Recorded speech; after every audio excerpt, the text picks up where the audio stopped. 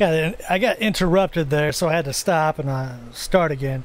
Anyway, the thing is that I'm teaching people for a reason, free for a reason, so you don't have to start out at the top to get to the top. You can start out at the bottom. When I first started this, I realized that basically what I wanted to do was I wanted to, after I learned so much about trading, I designed a bunch of strategies and things with two goals in mind. One, that a person could start out with next to nothing and be able to climb the ladder and become a millionaire. And two, it wouldn't be so complicated that a person, actually had to get like a degree in anything. Okay. And so that's basically what my whole teaching pursuits are about. And I learned so much. That's what I do. Politics crushed me out of two businesses. And by the time I was done with both of them, I was down a few $100,000 in the hole. Okay, and so I had to look for something else, a different market that couldn't be touched by politics. In fact, something that was probably going to benefit from them. And so I got into trading, Wall Street industry, investing, business, just capital distribution. Overall, it's capital distribution. Okay. And then I could research things too. So I got to research all these things about economics all around the world, the industries, civilization, past and present, all around the world, state to state, city to city, culture to culture, religion to religion, government to government, past and present.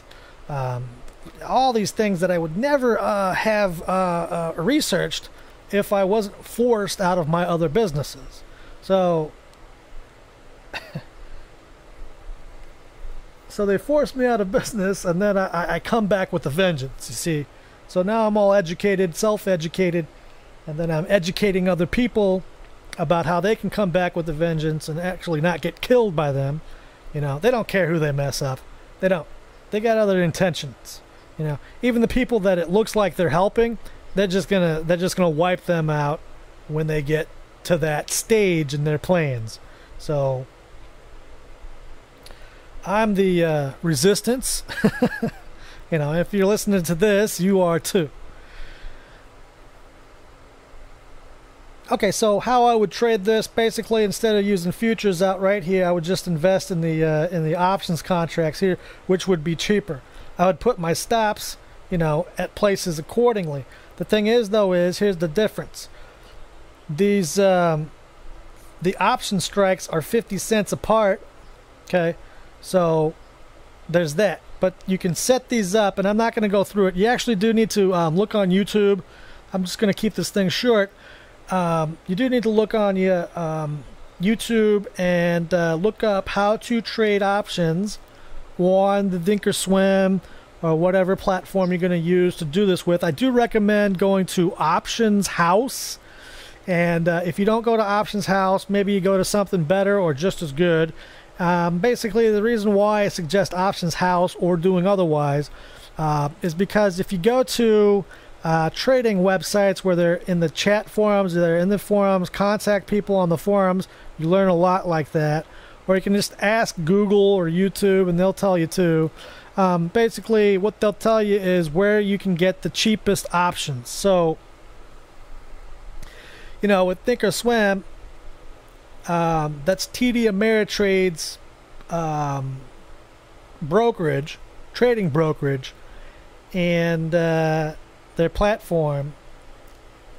And basically, they're going to charge you a higher price per option that you ever use. So that cost can kind of add up. You can talk to them about a deal. You can get them to knock down the prices. I mean, the more money you put on the books, you can get better deals. And basically, the way that they do it out there is that they put money on everybody's brokerage account, and then, every month or every couple of months, they just go from brokerage to brokerage, call them up or contact them on the chat forum help. They all got little chat windows that you can contact the desk, and then you start talking about, whatever, and breaking down the the fees on trading. So that way you can trade more shares, more contracts, options or futures or whatever for less, right? And you just keep on doing that until they stop doing it, and you can continue that forever. And if you're profitable, you're bringing in more money. If you're bringing in more money, more than likely you can borrow more money, so you become worth more to them, because you're going to turn around more and more trades, and plus you got money on their books, right? And I'm not really sure what the Dodd-Frank and the Glass-Steagall rules are right now, but if those are still in accord so that they can use that money, those deposits, on their own investments, then so you're worth that much more. And so they don't need to charge you fees. They're already investing. And they're pros. They got computer systems. They got the best in the business. So it's just making money hand over fist. So that's the deal. But Options House, that's a website. They got a brokerage there where you might be paying $2.50 for an option as the actual fee for trading it. Not the cost of the option, but the fee to trade it. You might be paying 50 cents, right? So that's a 500% difference, right? At the end of the day, at the end of the year, it makes a big difference. And then over here, where you're trading against your day trading strategies here, you know, that can actually make a big difference. So if you're using, like, let's say $30,000 for 3 contracts, like at the prop firms where they start you out at, okay, then let's say that's kind of like bare bones where you start out at. So let's say you've got $30,000 on your account. Well, over here, $30,000, let's say, you know,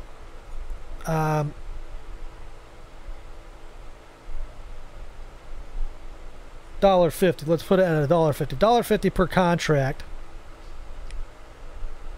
which is $150. Right? I think it's $150. Gosh, I haven't traded the futures contracts, folks. I think it's I know on shares, I'm probably just going to divert here, but I know on shares for stocks and ETFs, okay, you always multiply this by 100. You know what? In fact, I can, let's see here. I'm going to show you how to contact customer service. Contact the trading desk. Okay, so basically these guys at the trading desk, trade desk, okay, says selected department. So trade desk, they're always on, right? If you call them up, they're going to put in orders for you. They're going to make, you know, they're going to knock down the fees on your trading fees. They're going to answer questions about the trading platform. Okay, they're great people. They've been doing this for decades. They've been in the pits. They've done it themselves. They work for all kinds of firms. So they're as seasoned as can be. And they're lively. They're helpful. They are on from Sunday evening until, in American time, Sunday evening until Friday evening. Okay, so, and that's 24/7. They're not on the weekends because the markets aren't open. But all right, so I'm going to ask, I need to know price on stock option compared to futures options.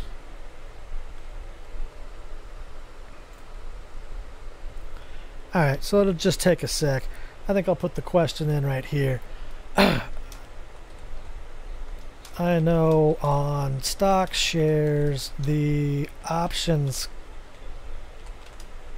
contracts are contract prices are multiples of 100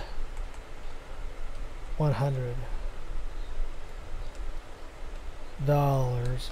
So a $1.50 option is really worth $150, is it the same for futures contracts, or is it multiples of $1,000 rather than $100 like in the stock options?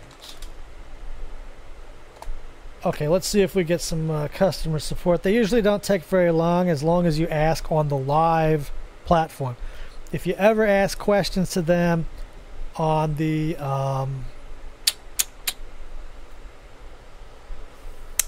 paper money platform, okay, which requires no money, they're just going to give you it's simulator, it's sim contracts, sim shares, sim money, right? So simulation money, okay.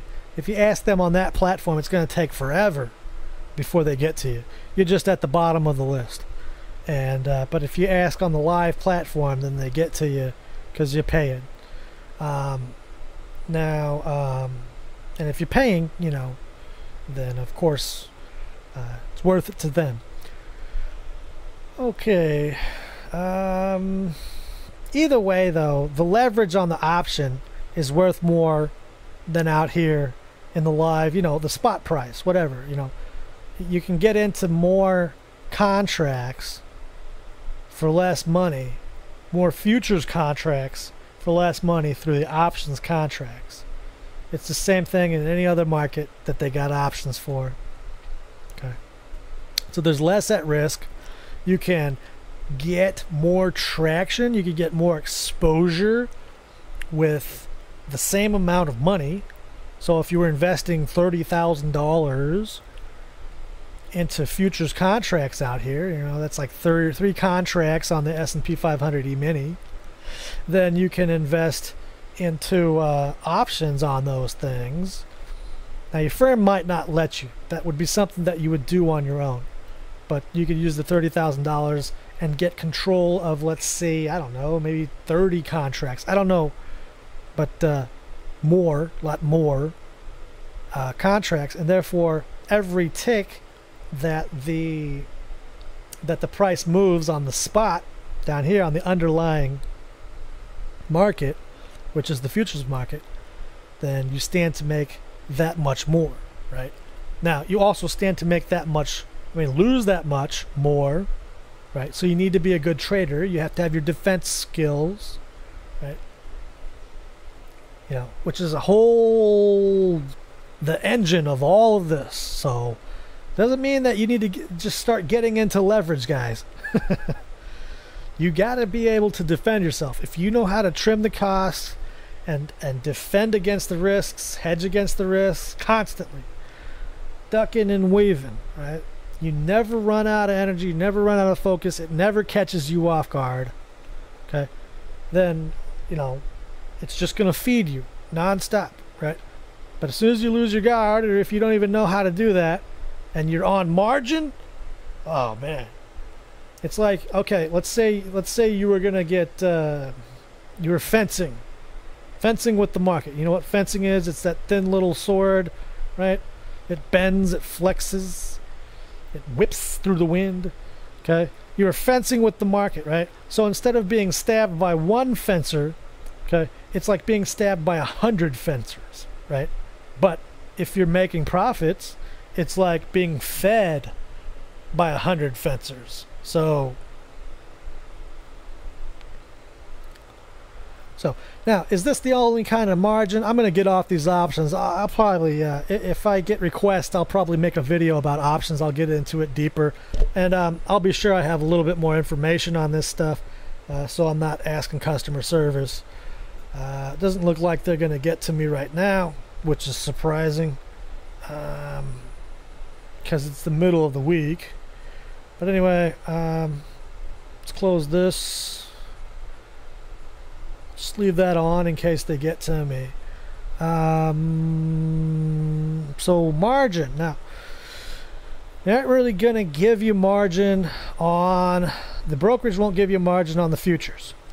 There's something called the, I think it's called the Opera,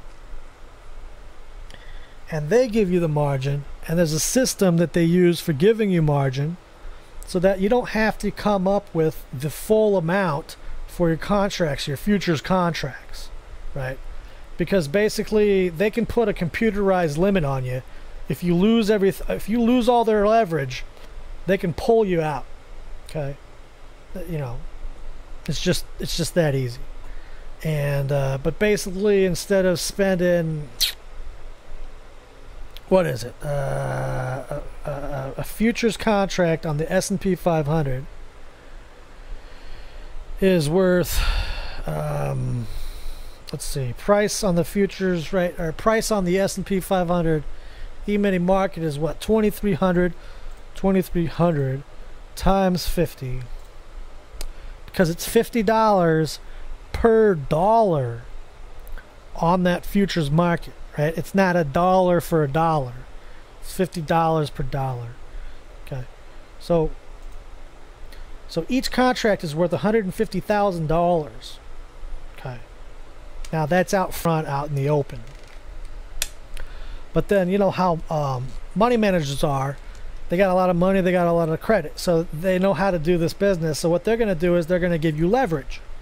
Okay, and so that way you only have to come up with something like $5,000 for a contract. You don't have to come up with $115,000, right? So that's pretty good, right? So you got $50 per dollar on the market, plus you've got that enormous amount of leverage.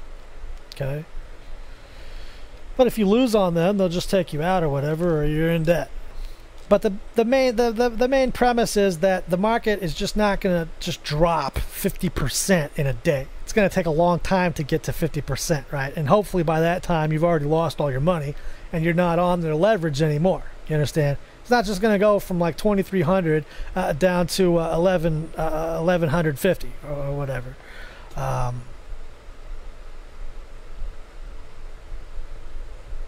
You know, in a day, in an hour. So they're not concerned about that, right? So they can actually offer you up more leverage because it takes that long for it to get that low. Okay. Now, about stocks.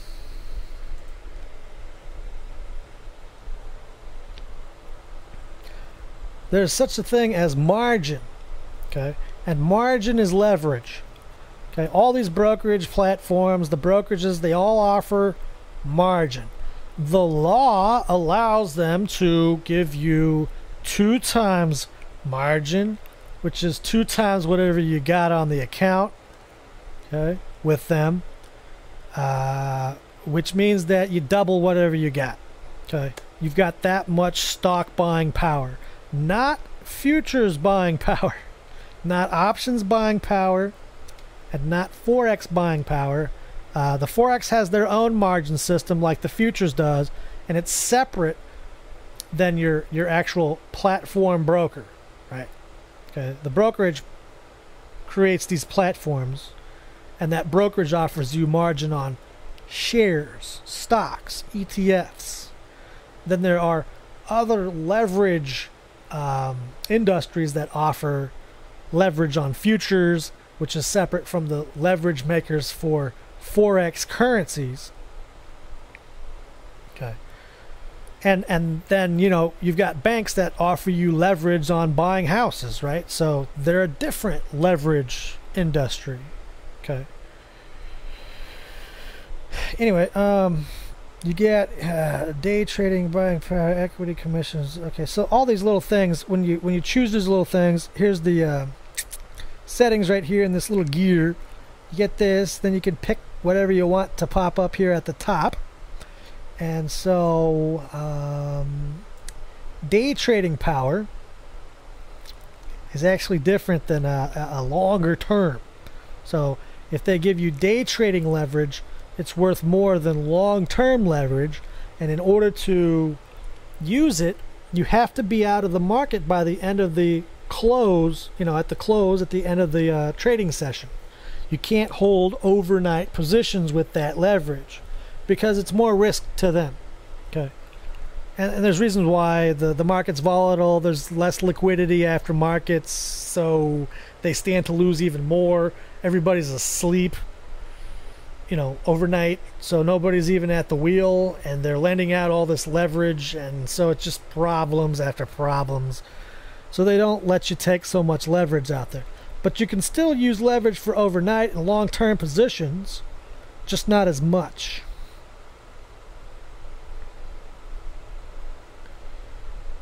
Okay, let's see here.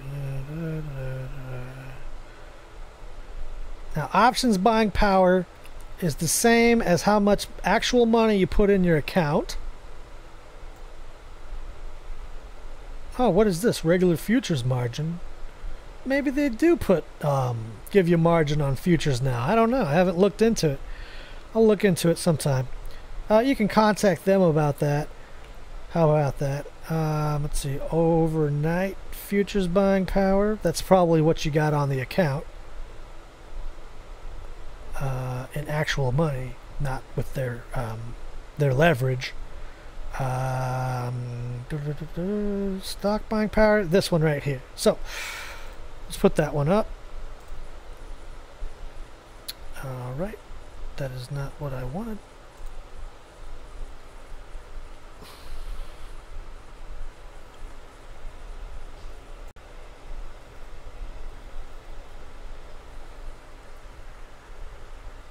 And let's see here, day trades left. Now, if you've got under $25,000 on any of these brokerages, platforms, or whatever, okay, they can't let you do more than 3 open and close trades on the same position in the same day. More than 3 of them, I think it is 3 or 5, I forgot. Okay, so basically in a rolling 5-day spread. So let's say on Monday I enter 3 trades and then I exit the same things in the same day. And that's my maximum number of day trades that I'm legally allowed. Okay. Then I gotta wait 5 days before I can get those knocked off. But if I enter 3 trades and then I exit one of them in the same day on Monday, then I've only got 1 knocked off. Then the next day I knock the other 2 off. Now, it's not in the same day. Those other 2 are not in the same day. Therefore, they don't count against this rule. Day trading limits. How many day trades you can make. Okay? But then I enter another trade, and then I exit it the same day. Okay? And then the same thing the next day. I enter another one, and I end it the next day. Now, next time I try to do that the next day, I can't. They won't let me. I've got to wait until the next day. Now, I can do it, but the thing is, though, is if I do it, the brokerage will not allow me to trade at this brokerage for 6 months. So if it's an emergency, I'm allowed to do it. I'm allowed to do as many of them as I want to the end of the day, but at the end of the day, they lock me down. Then I got to go to another brokerage until 6 months later, and then I can come back to this one. That's the law. Now, if I don't blow it, then I gotta wait until next Monday. When Monday comes around, they'll give me 1 more. They'll give me 1 back, essentially. So they scratch 1 off. I'm allowed to do 1. The next day, because it's 5 business days later, so on Tuesday, they give me 1 back because I made 1 on last Tuesday. And then on Wednesday, they give me 1 back because I made 1 on last Wednesday. So then by the time Wednesday rolls around, I've got all 3 back. And then on Wednesday, I can enter 3 and exit 3 or whatever. But it's a rolling 5-day pattern. Okay.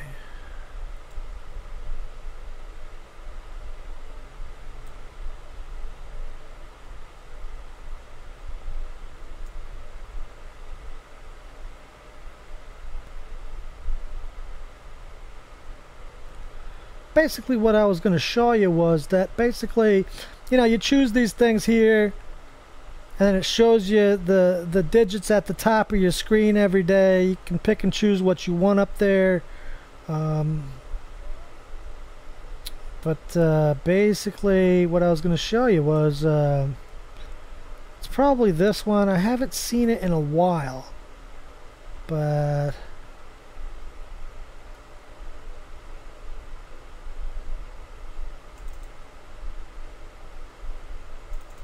I'll try these two.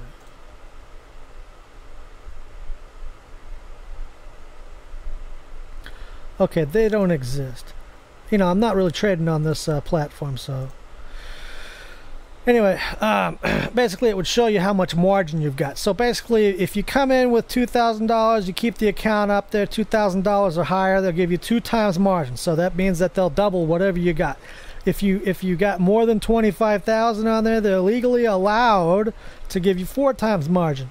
So they'll quadruple whatever you got. And the thing is, you got to remember, it's like, you know, you're in a defensive position, okay? So while you can make bread from 4 fencers 4 times faster, you can also get you can also keel over by the blade of 4 fencers 4 times faster. So, you know, it's a double-sided, you know, it's a 2-ended sword there. You know, the handle is a blade. So you got to understand how to do that. And if you aren't defensive, you're not strategically savvy at this, you will get killed. I guarantee you. You know, when I first started this, that's exactly what happened. I didn't understand any of this. I didn't understand enough about business, obviously. And I had been in business for 9 years in 2 other businesses. But these were businesses that required, you know, labor, strength, skills, geometric assessments, and that kind of things. And I just had to manage, you know, how much was I going to invest into a job? How much was I going to profit? That was it. Whereas this is more Benjamin Franklin kind of business, okay? So I've learned a ton, and you'll learn a ton if you stick to it. It only took me a couple years. And so now I speak it, you know, it's just in the back of my head. And but yeah, okay, so that's about the margin. Now you can get into brokerages with enough money. I don't know, maybe it's $100 million or $100,000 or whatever. You can get into brokerages that can give you 10 times margin.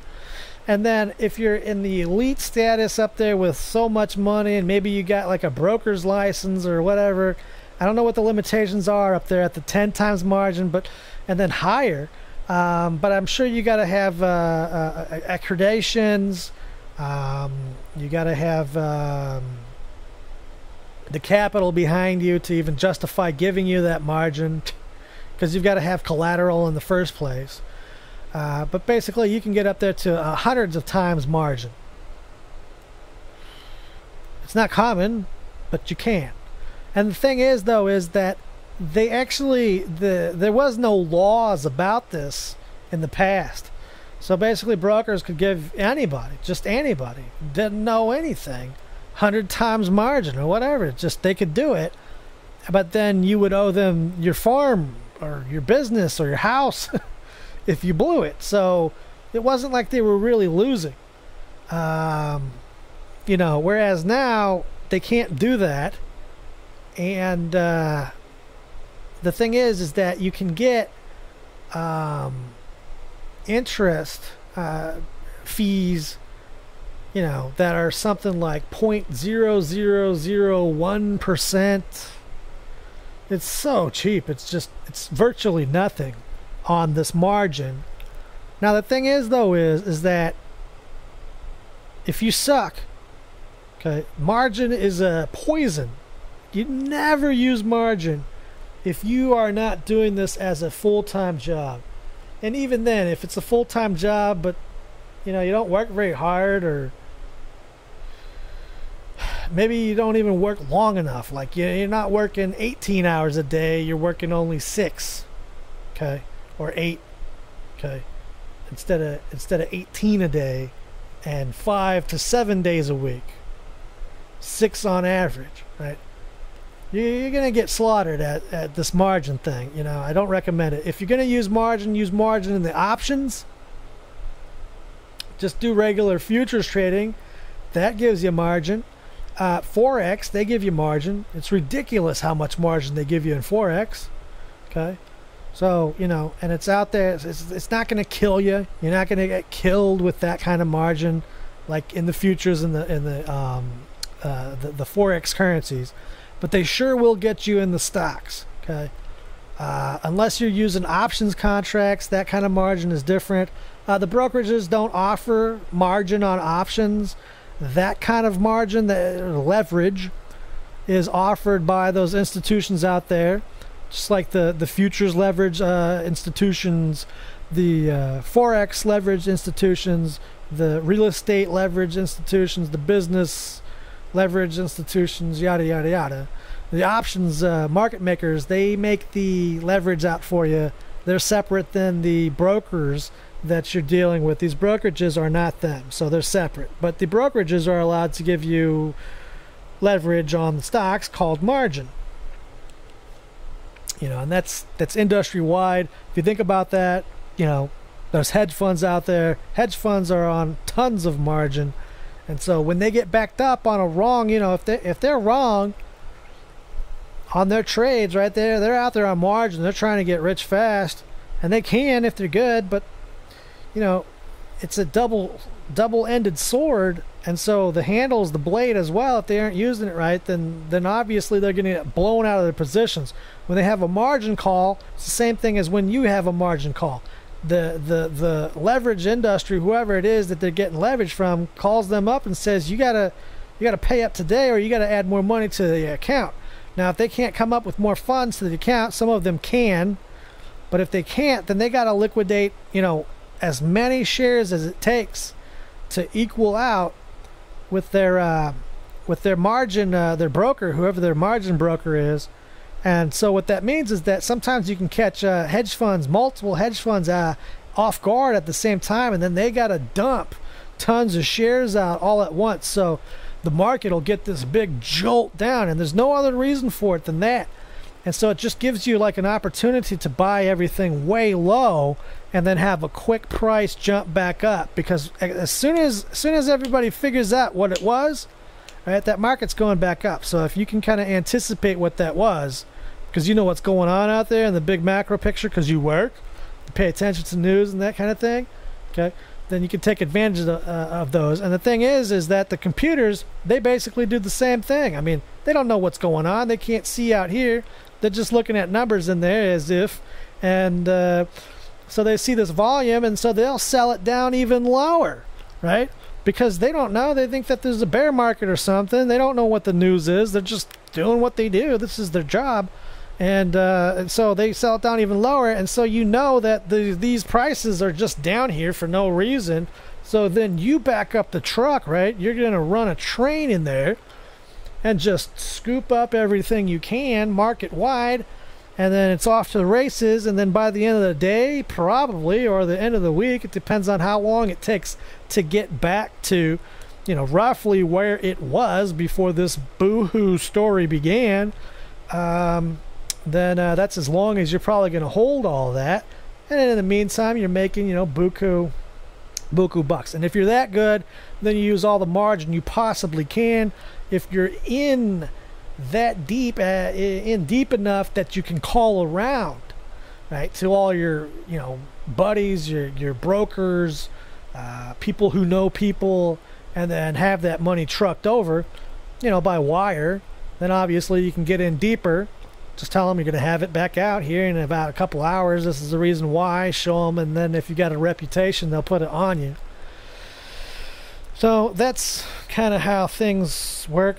One last thing, I guess, if you want to go up that high and get that deep, like if you want to be major league, you don't want to just be minor league or just amateur league, then basically what you do is you start doing well. You work hard, you study hard, and then you start showing your IRS stubs to bankers, okay? Then the bankers start lending you money because they're like, well, this is a profitable business. I know how these guys are. And remember, those bankers, they make $10 for every dollar they lend to anybody. So, knock it out of the park. Just go show them some good IRS stubs for 2 or 3 years in a row. Okay? They're going to dump money on you quicker than you can fall on ice. And then after you do well with that for a few years, then you go around showing everybody else at every other bank. And then what are they going to do? They're going to knock down your interest rates, and they're going to offer you more credit. They got to compete with each other, and you just tell them, "Hey, I'm looking around. I'm shopping around. What are you offering?" And they'll get nice and cozy with you, no matter what. I don't care if you don't even have a head on. They don't care. Okay? If you're doing it, you got it on paper. They want a piece. That's what they do. And then after that, then you can get in. Now you got like 5 years with them.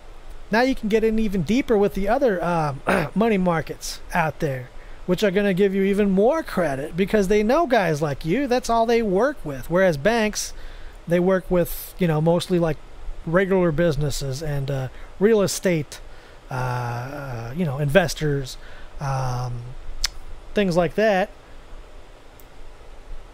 Personal loans for personal things. Okay. Whereas, people in this industry, Wall Street industry, they know these people. They know how much they're worth. If you're flipping, if you're flipping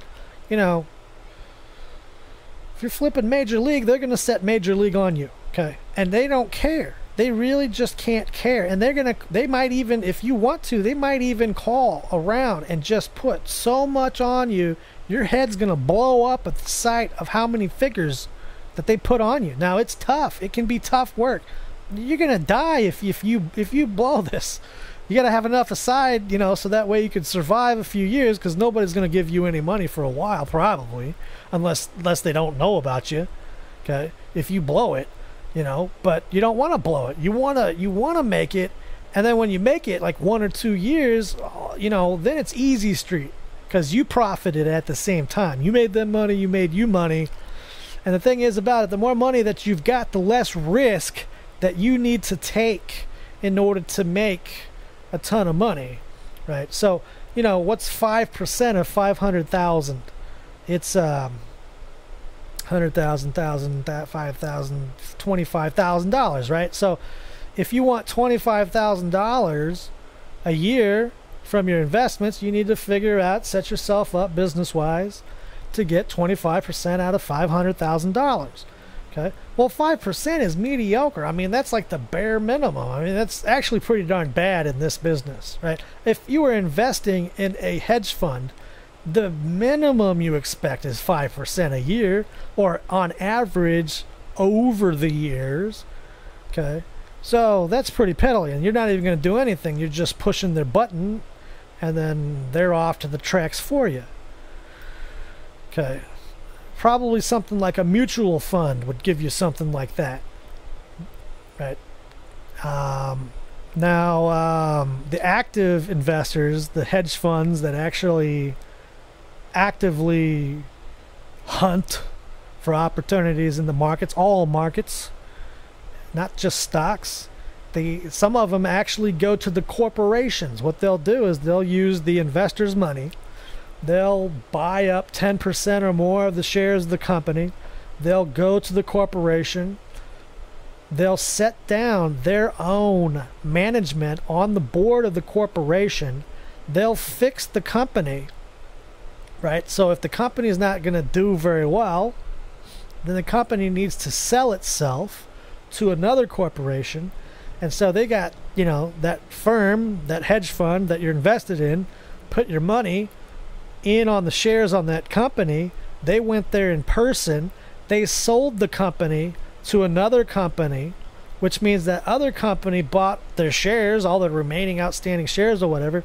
They paid up higher than what the share price was, and therefore your hedge fund that you invested in just made probably billions of dollars. That happens a lot.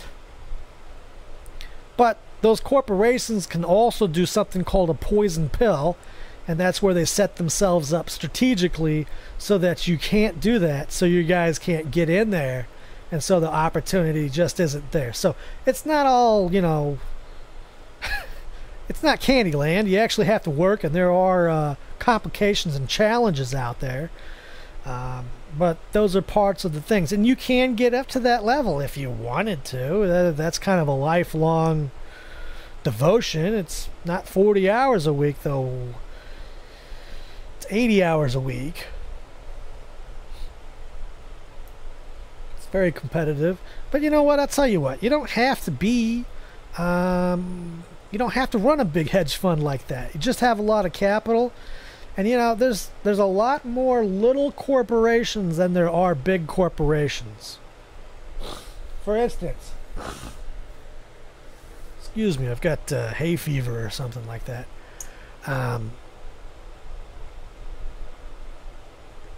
So there's a lot of corporations that aren't, you know, major league, and you can go out to them and you can get on the boards, you know, before they're noticed or whatever. And you can kind of take control. What do you got to do? You got to buy 10% of their shares to be able to legally get on the board. Okay? So do that. Go out there and you can practice. Maybe you don't make any money. Maybe even just lose a little bit of it. But if you can afford it, you can go from board to board and get used to what's going on. But there's got to be a reason for you to go to the board in the first place. So you got to be into this stuff. You got to know business. You got to know markets. You got to know people, trends, civilization, what's people's moods, what controls them, right? So, you know, see where things are going. You got to, you know, you got an advantage there. You can go on the boards. And then let's say that you got some company that ought to be bought by Coca-Cola or some shampoo company or something like that, you know, one of the bigs. So you go to the board. You get rid of all the doop-de-doos and country clubbers or whatever, which is usually what's occupying those boards, or potheads or drunks or whatever. All right?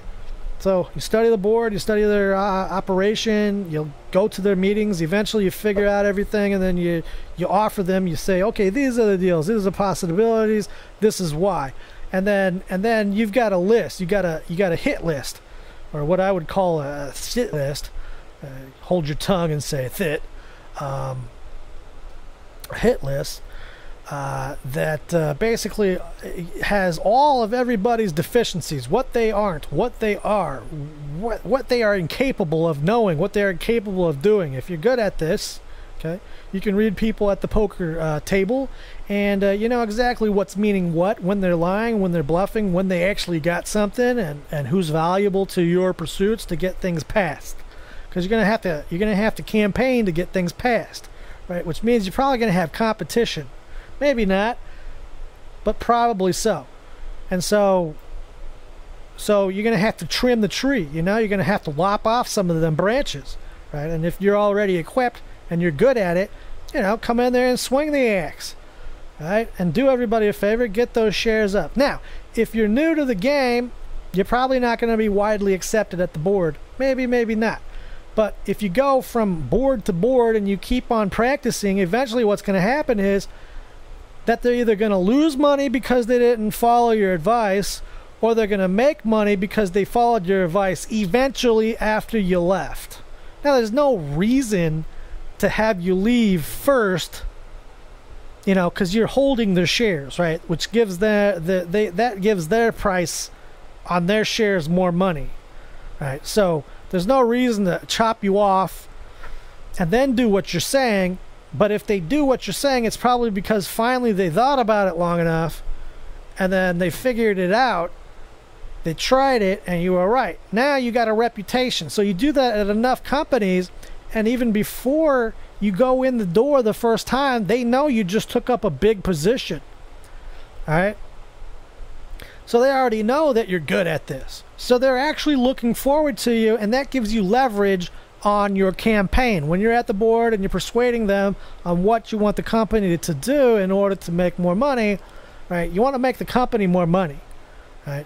It doesn't mean, like, you know, screwing everybody out of a job and stuff like that. I don't know. I wouldn't do that. I'm a conservative patriot, I'm going to try to do the best for everybody possible. Otherwise, I don't want to mess with it because I don't have to. It's like Donald Trump. The guy didn't have to do anything illegal at all. Right? 500 businesses. Only 4 defaults. Do you know what kind of hitting average that is? That's huge.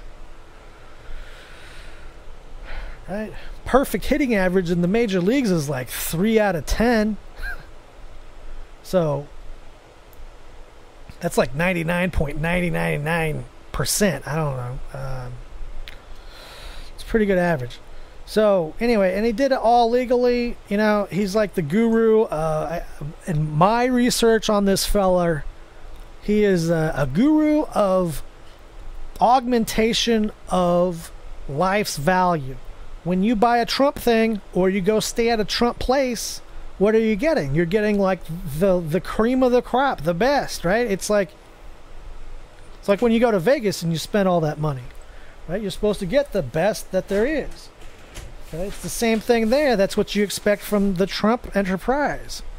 Okay, and he's a very moral guy in that way. Now he's strict business at the same time, but he's very moral at the same time. So, and that's why I pick conservatives to trade my knowledge for their benefit and their ability to manage families, to manage children, to manage businesses, to keep an eye on the politicians, keep the laws in good order and that kind of thing, and make sure that we're not getting killed out here because we're going broke. I mean, you can be as conservative as possible, but if you go broke, you don't have a voice, right? Right? So, if you're raising kids and you're poor, kids are going to find other poor kids. They're going to go as liberal as possible. You got to be able to fund like the camps. You got to take them to conservative camps, take them to conservative schools, take them on trips, where they're away from everybody that's going to steer them the wrong way into drugs and crazy hypersexualized music and hypersexualized movies and stuff. You don't want kids that are outdoing you at the junk. I mean, you don't want to bring the ghetto into the house, and you sure don't want to put new soldiers for the liberal new order out there. You want to put leaders out there that are at least good workers with good working ethics and sound minds, not irrational beliefs and dilapidated cognitive paradigms and frames of reference that can't do anybody any good. And then they're out there thinking, well, a worker's supposed to make more than the boss can get when I sell him what I make. Whatever. That's the socialist disorder. Okay.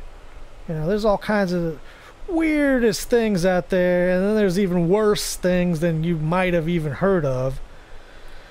So, and basically it's you working your butt off, you're stressed out, you're hard to deal with, you don't have the time to think or talk out things, and so you're rough, and then parents are bored, so why are you going to hang out with them? Where are they taking you? They're not offering you anything. So then when, things come down to it, you're just going to hang out with the dope-de-does, and you're just not ever going to get with the adults doing the adult conservative things. So, and no thanks to you, because they fell off the wagon, right? So, and then they're going to be voting. They might be out there doing the riots and things. We don't want that. We want the exact opposite thing. So that's what all this is about. And the more power you can accumulate, if you go major league, go major league. There you're going to be grandma or grandpa, right? Major league, right? You're going to be influencing them. You're going to be able to offer them things that nobody else could offer them. So basically you win the race. They're going to believe in your kind of thing. They're not going to necessarily believe in the druggies and like the hypersexualized hooker, gigabo, what are they called? Gigolos or whatever. They're not going to believe in all those people. Jeez, those people can't make anything. They can't make out their heads from their rears in a paper bag game contest. So that's how you win, right? It takes money to win. Now, in the New World Order, they got that down to a science, right? They just make up money out of nowhere, out of thin air. That's what a central bank does. So they control all the information money. Money is information. The paper is just a paper. The information on it is what matters to you. Even the gold. Gold is just a rock, but the information on it, right? That's what's worth. That's why it's money. That's why it's able to be traded for things, for work, for energy, for talent. Okay. And so when they make up their own money out of thin air, they can buy everything. They can make things work irrationally forever because they can pay for it. Right? And if you don't have enough money to compete with them, you lose. You lose your family. Your family heritage runs down the river in the flood. This is central bank flood. Okay? You got to know all the history about that, and hopefully you do. But then, you know, one minute they're playing in the front of the house, and the next minute they're washed on down. They're all tatted up with metal in their head, and they're full of drugs. They're eating all these toxic foods and toxic waters and stuff like that. And who knows, you know, they become the enemy, right? I mean, we're coming close to a civil war in reality because that's what these central banksters do all around the world. You know, Russia didn't become communist because they just was like, well, you know, we ought to be communist. No, they had a civil war first. That was a revolutionary war. Revolutionary war in China, revolutionary war in Venezuela, in Cuba. And when they happened, they killed tons of people, right? Those things are up to, geez, hundreds and hundreds of millions of people killed in those things. You know, the genocides alone is just, it's deep. Real deep. You got to have leaders that know what they're doing. You got to keep everybody moneyed, capitalized. You got to turn all this paper baloney, you know, with all the margin, all the central bank stimulus out there and all these markets and stuff. While it's good, you got to take charge, get into it, and then transfer it into real estate, transfer it into metal, transfer it into equipment. So that way you last forever. And also you have things that you can actually, you know, you can employ people, get people to work on your real estate, and then they got jobs, you got something to make you money, but you're also keeping the community going. Hey, if you're big enough, things break down, and the bridge breaks down, then you can put up a bridge. You can help put up a bridge. You can help put up the power lines. You can help put up the internet, whatever. And then not only that, you know, if you've got business things going on, then you can include your kids in that. You can include other kids. You can train the youth. And so that's always the best time, you know, going out on trips to the wilderness or whatever. Take a plane out there. They got those little planes, Cub planes. You can land them anywhere. Go out on trips up to the Northern Territories or whatever. Anywhere. Start little businesses and, you know, bring them in here and there, now and then. Or give them jobs all the time, you know, make it a part-time job or a full-time job or whatever. But the thing is, though, is that when you're together like that, then you rub off on them. So you can teach them more about, you know, how things work, you know, and what to say and what to do about things and how it's going to be when they get older. You know, what things should they be reaching for, what things they really shouldn't be reaching for, and absolutely why. Always tell them why. Because if you ain't telling them why, it's just going in one ear and out the other, right? And so that's how you can kind of keep the community going. Because out there, it's a new kind of world. There's a lot of free entertainment. There's a lot of chemicals and everything. It's not just drugs. It's in everything. And you can get washed away in that stuff. And they can wash away your entire culture. You can be a bunch of washouts. And you know, when worse comes to worse, it's harder to give people that are completely washed out a chance. Even if, you know, martial law was set in and this did become a communist place, you got to be conservative. You got to be worth your weight, because if you're washed out and you ain't worth your weight, you tend to be tossed into the wood chipper. I mean, that's just how they are. And these days, they aren't just using, you know, like back in the day, they make you a slave, they torture you, then they'd cut you up or whatever, or burn you or poison you in a poison shower. Now they can just drive over you with a plane and spray you. You know, there's all those FEMA camps. They can give you vaccines that are actually poison. They can do whatever they want now. Okay, they got so much technology. It's just too easy. Too easy. I can think of all kinds of things. But so anyway, hopefully this is not all of your day, and maybe you broke this up into a couple of days or whatever you got to do to get through it. I am winded. I don't think I've ever made a video this long before. Good luck.